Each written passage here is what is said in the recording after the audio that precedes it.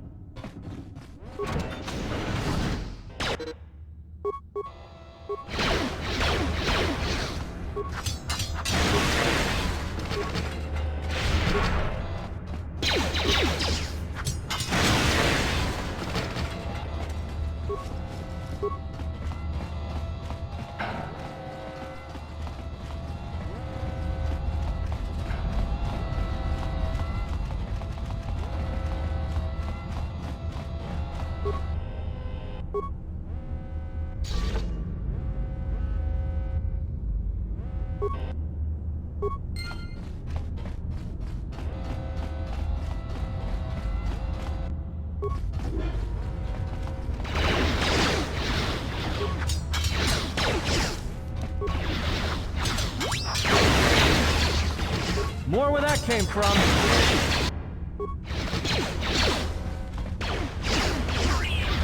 More where that came from.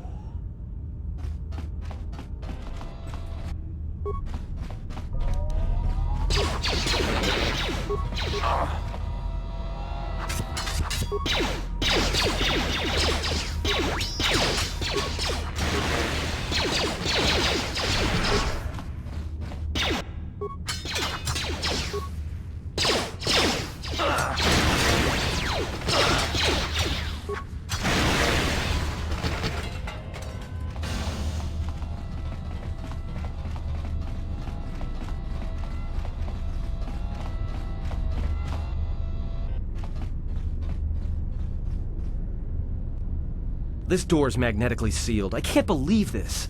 The ship's right out there, and we can't get to it.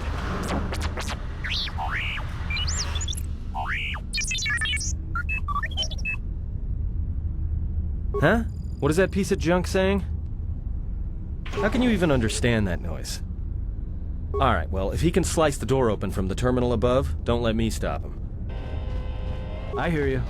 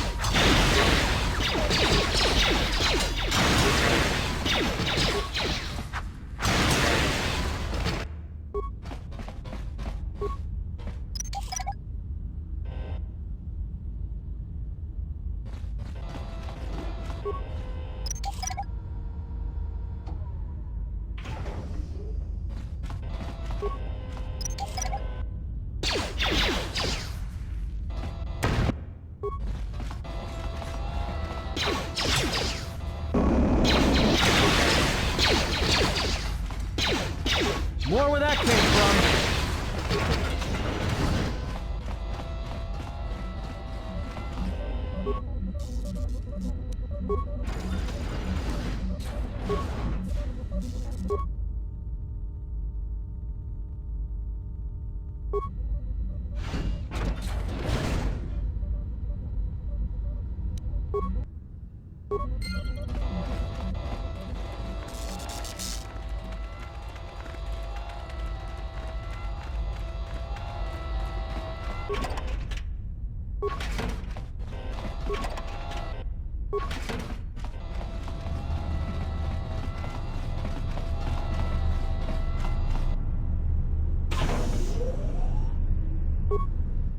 Quick!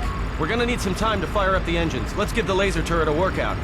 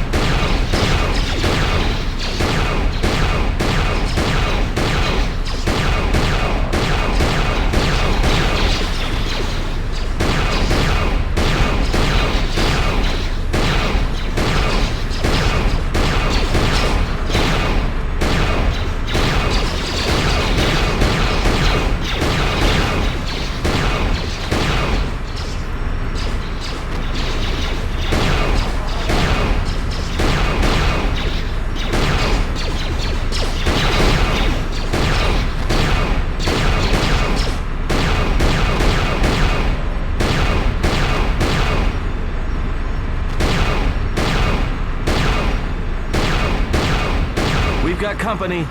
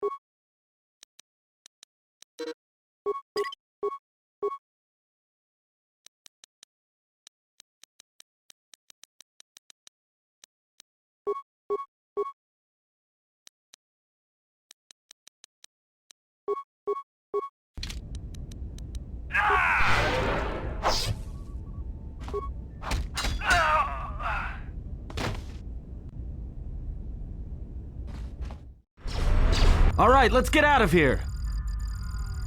There is no time. We must leave.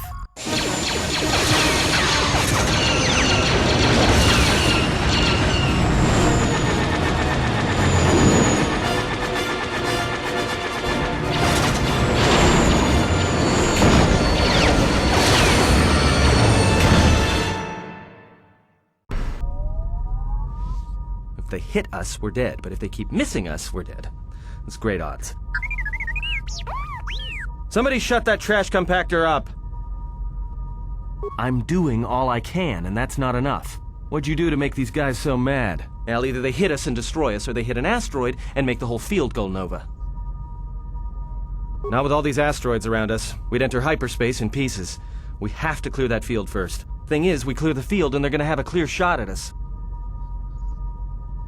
What are the asteroids? They can be destroyed by us as well as them, can they not? That'll take out the whole field, the colony, and maybe us. We might not even be able to jump to hyperspace in time. Then we die here. Choose now.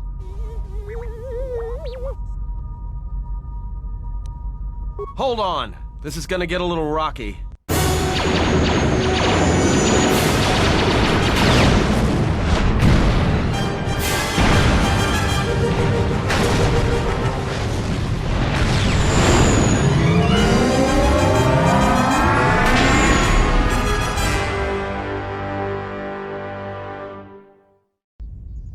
Well, now that we just killed a planet, maybe one of you can tell me what's going on. Because between assassin droids, a Sith Lord that looks like he sleeps with vibroblades, and being target practice for a Republic warship, I was better off in my cell. The Republic warship was the Harbinger.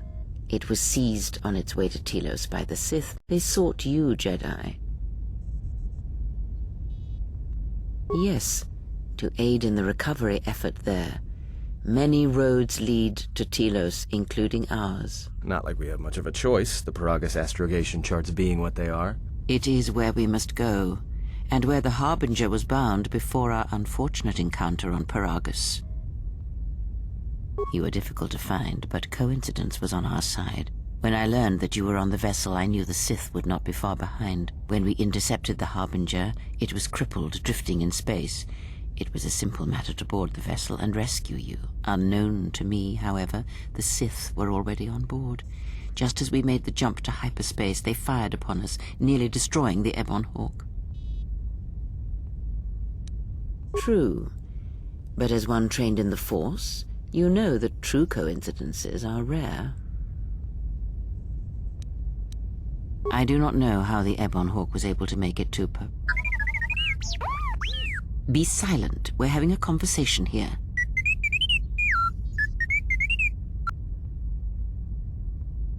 Repaired this ship, my eye. Next thing you know, it's gonna claim credit for saving our skins. If that little noisemaker says it repaired the ship once, then it can prove it by doing it again. Go on, get! Whatever occurred on board the Harbinger had rendered you unconscious. Though your thoughts were faint, I was still able to find you, sealed in one of the cargo holds. Because you are the last of the Jedi. Once you are dead, then they have won. Exile or not, the Sith believe you to be a Jedi Knight, and that is all that matters.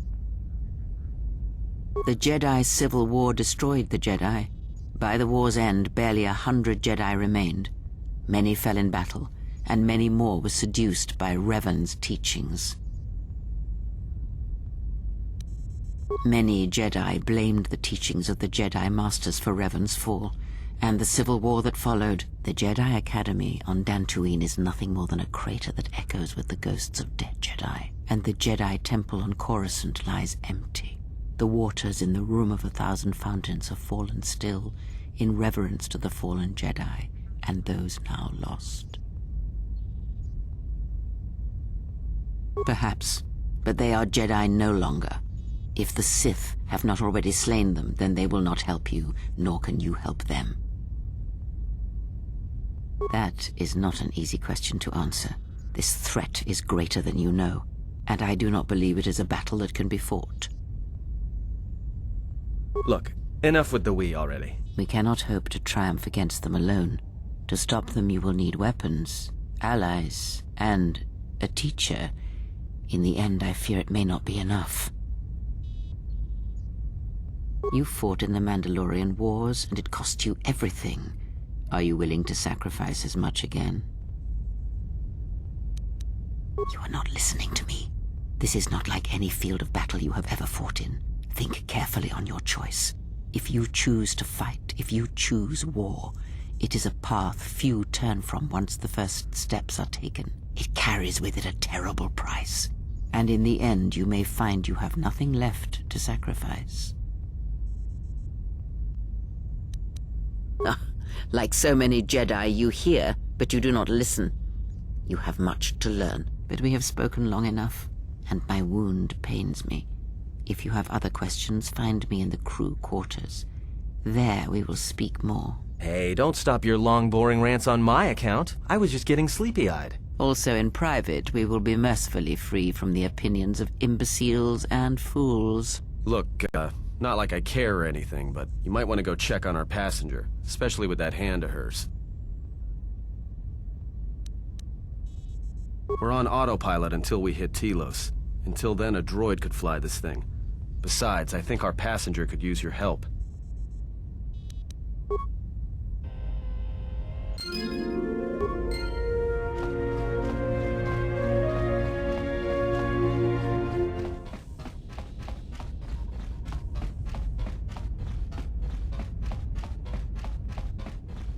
Have you come for more answers? There is little left to give. This wound is a physical thing and will fade with time. It was necessary. Some things may only be learned from sacrifice. Save your pity. I am here to save you, not the other way around. I do not need your condescension nor your lectures. If anyone needs training and guidance, it is you.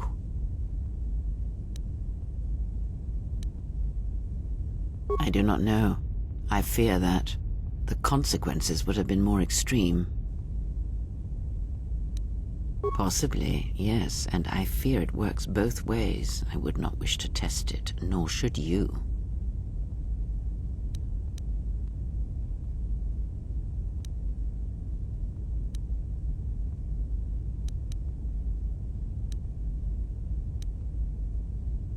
When battle is upon us, I suspect our minds are prepared enough to shield each other from the pain. I think we shall not have a repeat incident of what happened at Peragus. It seems the Force flows easily between us. When one of us manipulates the Force to heal or strengthen ourselves, the other is aided as well. A powerful technique indeed, though, as we have noticed, it has its drawbacks. Indeed. And was it the same as before?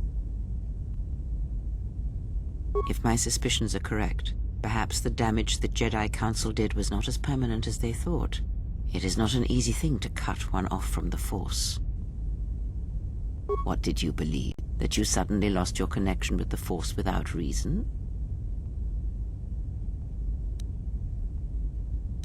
Indeed it is. It is much like losing one's ability to listen, or being put into a deep sleep, unable to awaken to the galaxy around you. Such a thing has been done before, when Jedi have pronounced sentence on their own, and exiled them as they did you. If not the Jedi, what did you think was the cause of such a loss?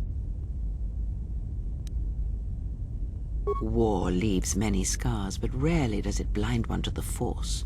If anything, conflict and challenge may make the connection stronger, more intense. No matter what horrors you experienced in the war, no matter who you serve, it is unlikely that the Force would be lost to you unless another factor was involved. It is possible that such a thing can be undone. Still, even so, the chances of the Jedi undoing such a thing for a traitor is a slim thing at best, assuming they yet live. Our link may have had other consequences. Perhaps you can hear the Force again, distantly, through me. If so, then there is hope. I may be able to teach you, train you to feel the Force again, and if you will not allow me to help you, then other Jedi must train you, or undo the damage they have done. Do not honor me, fallen Jedi. Honor it by listening and learning. Do that, and perhaps we shall survive this thing, you and I. I offer to train you to become strong again, to know the ways of the Force, and to hear the Force sing within you as it once did. Then our training shall begin. Whenever I travel with you, I shall impart what I can to you through my words and presence. I would see to that fool in the cockpit and remind him of our destination. I would not want him attempting to veer from Telos. He is a fool and an imbecile. His potential lies downwards, not up. Watch that one. His thoughts are slippery. I do not trust him, and nor should you. Such a man serves himself first, and his allies next.